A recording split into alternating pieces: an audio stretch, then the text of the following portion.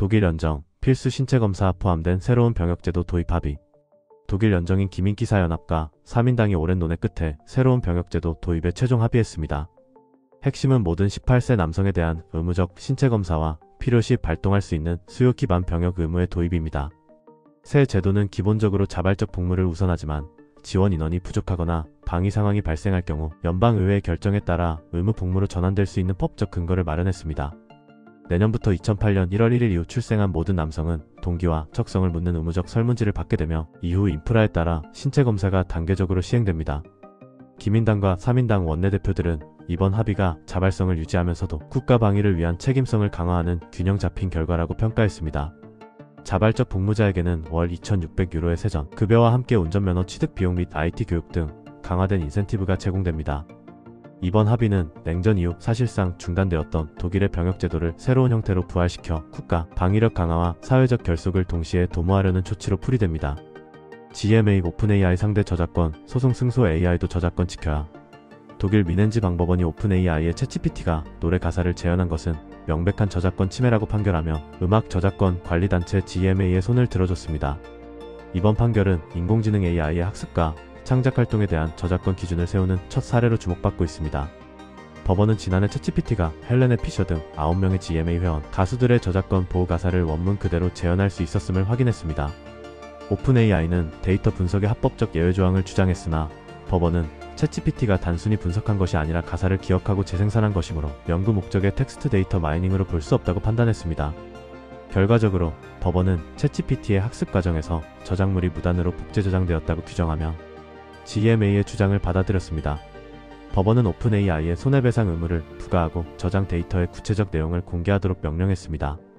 오픈AI는 이번 판결에 불복하고 항소할 방침이어서 최종 판단은 상급심에서 내려질 전망입니다. 독일 10월 물가 상승률 2.3%, 여행 수리비 급등, 초콜릿 커피도 더 비싸죠. 독일의 물가 상승률이 10월에 2.3%를 기록하며 여전히 유럽중앙은행의 목표치인 2%를 상회했습니다. 에너지 가격이 하락세를 보였음에도 불구하고 식품과 서비스 부문의 가격 상승이 생활비 부담을 이어가고 있는 것입니다. 연방통계청에 따르면 전월 대비 소비자 물가지수는 0.3% 상승했는데 특히 교통, 수릭, 여행 등 서비스 부문의 물가가 전년 동월 대비 3.5% 오르며 인상률을 주도했습니다. 교통요금 독일 티켓 포함은 11.4%, 사회복지 서비스는 8.0%, 병원 입원비 등 의료 서비스는 6.5% 상승했고 차량 정비 비용은 5.3%, 패키지 여행은 5.1% 올랐습니다. 한편 순수 임대료 냉난방비 제외는 2.0% 상승해 전체 물가에 큰 영향을 미쳤으며 에너지 가격은 평균 0.9% 하락하며 일부 완화 요인이 됐습니다. 식료품 가격은 여전히 소비자들의 체감 인플레이션을 높이고 있습니다.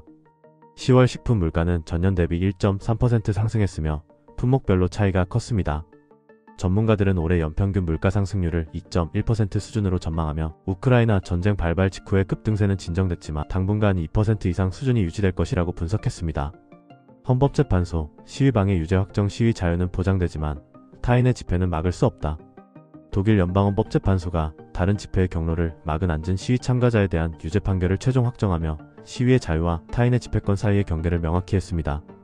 이번 사건은 2015년 낙태 반대 행진을 30분간 막아선 앉은 시위 참가자에게 프라이부르크 지방법원이 200유로의 벌금형을 선고한 데서 시작되었습니다. 낙태권 지지 시위 참가자였던 에르네스토 아슈카는 평화로운 시위가 처벌받는 것은 납득하기 어렵다며 벌금형의 불복, 헌법소원을 제기했습니다. 헌법소원 심리에서 헌재는 앉은 시위 역시 의견 표현의 형태로 기본권으로 보호받을 수 있다고 인정했습니다. 하지만 헌재는 낙태 반대 시위 참가자들이 그들의 집회를 정상적으로 진행할 권리가 우선한다고 판시하며 그의 헌법소원을 기각했습니다. 이는 한쪽의 표현의 자유가 다른 쪽의 동일한 권리 행사를 침해할 수 없다는 원칙을 재확인한 것입니다. 따라서 집회법이 금지하는 허가된 집회를 심각하게 방해하는 행위는 형사처벌 대상이 될 수 있음이 확정되었습니다. 이번 판결은 민주주의의 핵심인 시위의 자유가 타인의 자유를 침해할 때에는 한계를 가진다는 중요한 법적 이정표를 남겼습니다.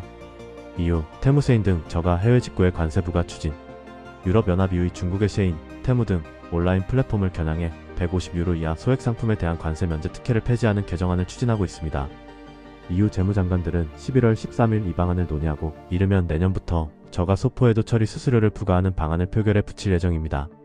현재 이후로 유입되는 소포 중 65%가 실제 가격보다 낮게 신고되어 면세 혜택을 부당하게 누리고 있으며 이는 탈세 및 불공정 경쟁의 주요 원인으로 지목되어 왔습니다.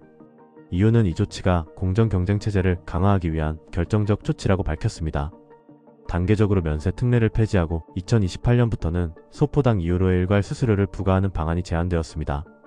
독일 재무장관은 이번 조치가 초저가 제품의 무분별한 유입을 막는 중요한 신호라며 조속한 시행을 촉구했습니다. 독일 유통협회는 두 플랫폼이 소비자 보호, 세금 등 EU 기준을 우회하여 내수 시장을 파괴하고 있다며 정부의 미온적인 태도를 비판한 바 있습니다. 2024년 기준 하루 평균 1200만 개의 저가 소포가 이후로 반입되었으며 이 중 약 40만 개가 독일 내 셰인테무 고객에게 배달된 것으로 추정되고 있습니다.